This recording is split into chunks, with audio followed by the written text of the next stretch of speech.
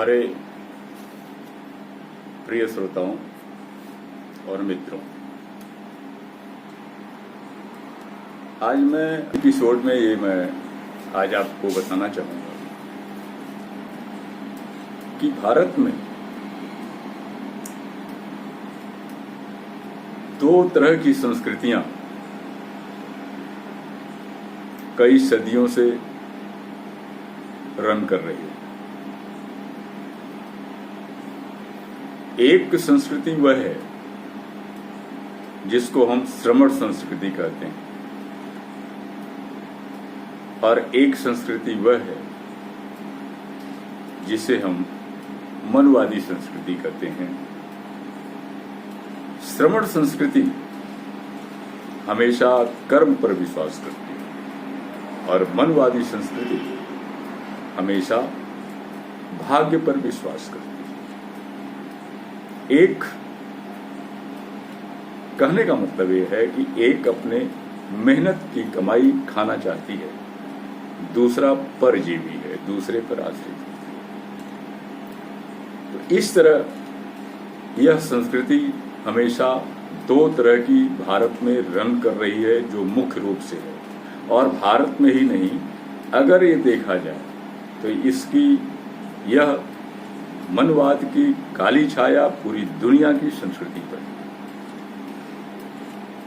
फिलहाल मैं भारत की बात कर रहा हूं और भारत की जो संस्कृति है, दुनिया के 6 बड़े पुराने संस्कृतियों में से एक है और उसमें से भी इसकी संस्कृति काफी पुरानी है। अगर आप आर्यों के भारत में आने के बाद से इस संस्कृति को जोड़ते हैं तो यह आप सही नहीं। भारत की संस्कृति जो है, यहाँ का रहन सहन जो है, यहाँ की जो प्रकृति है, यहाँ का जो बनावट है, यहाँ का जो मौसम है और यहाँ का जो पर्यावरण है, वह पूरी दुनिया में इस तरह का कहीं भी नहीं आपको मिलेगा। इससे सम्मोहित होकर के पूरी दुनिया के तमाम लोग गाहे बगाहे आगे पीछे इस मुल्क में प्रवेश करते रहे और इसके पहले यहाँ के निवासियों की जो संस्कृति रही है वो काफी विकसित रही है।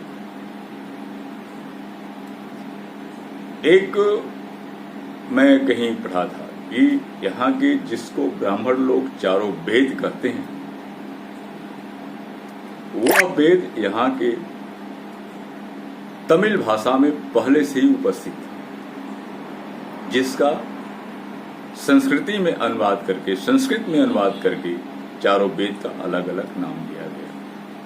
और यहाँ के जो जितनी भी जातियां हैं, जिसको हम दलित और शूद्र कहते हैं, आर्य लोग इनको शूद्र, दलित, अछूत जो भी कुछ कह करके जितना भी प्रताड़ित किए हैं, वो सभी जातियां यहाँ राजा थी। एक छत्र राज्य नहीं था, लेकिन भारत के भूभाग में तमाम ऐसे राजा, तमाम जातियों के राजा यहाँ रहे। और जो लोग बाहर से आए और मुख्य रूप से आर्य जब प्रवेश किए हैं उत्तर से हिमालय को ढक कर, तो उनका पहला निवास दक्षिण भारत में नहीं था, बनारस को उन्होंने स्थान बनाया, धीरे धीरे बढ़ते हुए और यहाँ के शासन प्रशासन पर कब्जा करके अपना सारी संस्कृति थोपने की कोशिश की। स्वाभाविक है कि यहाँ के जितने भी दलित हैं वो यहाँ के मूल निवासी हैं और इसके अतिरिक्त जो मनवादी संस्कृति है वह आर्यों की संस्कृति है। क्योंकि भारत में अन्य लोग भी आए, लेकिन इस तरह का जिस तरीके से आर्य लोग संस्कृति पर, यहाँ की तमाम सारी चीजों पर कब्जा करके और उसमें झूठा सच गढ़ करके अपने को ऊंचा साबित किए, वैसा किसी ने शायद नहीं किया। फिलहाल मैं ये आता हूं कि यहाँ की आप जब इतिहास में जाएंगे, प्राचीन इतिहास में जाएंगे, तो आपको मिलेगा कि यहाँ की जो द्रविड़ संस्कृति है वह आर्यों से काफी पुरानी है। इसलिए आर्य संस्कृति द्रविड़ संस्कृति के बाद हुई है और कई सालों बाद हुई। यहाँ का जो ज्ञान विज्ञान था, जो जादू मंत्र था, जो अन्य तरीके की सारी स्थितियां हैं, उस सब को, जो कि एक नियम है कि विद्वान लोगों को लोग जल्दी नहीं मारते हैं, विद्वान लोगों पर यहाँ के द्रविड़ संस्कृति के, यहाँ के दलित संस्कृति के जो विद्वान थे उसको इन लोगों ने अपने कब्जे में रखा और उनसे सारी चीजें सीख करके, पूछ करके उसको संस्कृति में लिख दिया। फिलहाल ये अलग की बात है। मैं ये कहना चाहूँ कि जो यहाँ के मूल निवासी हैं, दलित हैं, ये पहले से ही विद्वान हैं और सहनशील है, मानवता इनके अंदर है। अगर मानवता नहीं रहती तो ये किसी को प्रश्रय नहीं देते, ये भी काट करके सही कर देते, जबकि लड़ाकू थे यहाँ के लोग। रही होगी परिस्थितियां हैं। फिलहाल मैं ये कहना चाहूंगा कि आइए जरा सा हमें देखते हैं कि ये जो आर्य लोग हैं, ये जो ब्राह्मणवादी लोग हैं, मनवादी लोग हैं, यहाँ के दलित लोगों को संस्कारहीन, विद्या विहीन और गुणों से हीन, तमाम तरह की जितनी भी इन लोगों को इन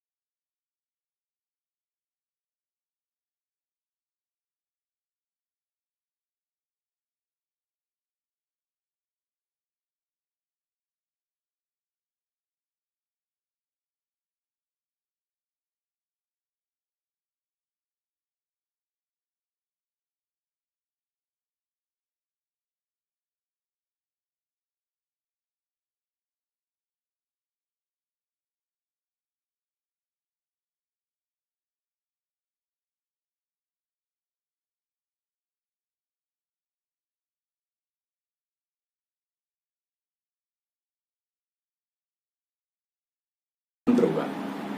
जब समस्या फंसी तो इस देश का संविधान की जब जरूरत पड़ी तो उसको अंजाम देने वाले दलित वर्ग से बाबा साहब भीमराव अंबेडकर जी, उन्होंने भारत का संविधान लिखा, जो आज दुनिया का सबसे बड़ा संविधान माना जाता है और सबसे ज्यादा लोकतांत्रिक भी माना जाता है कोई मुकाबला? आइए इसके साथ ये भी देखिए कि उसी समय भारत से स्वतंत्र हुआ देश, देश और राष्ट्र में आकाश पाताल का अंतर है। इसकी परिभाषा में मैं उसको राष्ट्र ही कहता हूं। देश कम, राष्ट्र ज्यादा है पाकिस्तान। उसका संविधान लिखने के लिए भारत का दलित समाज का व्यक्ति जोगिंदर नाथ मंडल पाकिस्तान का संविधान लिखा। क्या पाकिस्तान में और लोग नहीं थे? लेकिन इनके प्रतिभा का मुकाबला, इनके ज्ञान का मुकाबला पाकिस्तान में किसी के बराबर नहीं हो पाई। आइए अब और वर्तमान में आइए। अभी हाल ही में नेपाल का संविधान लिखने के लिए दलित महिला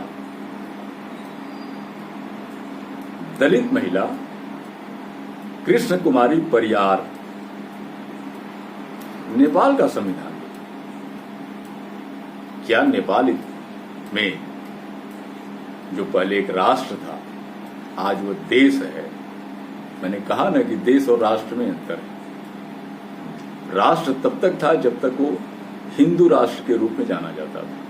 आज वो हिंदू राष्ट्र के रूप में नहीं, आज वो एक देश के रूप में है और देश में सभी लोग, सभी विचारों, सभी चीजों का सम्मान होता है।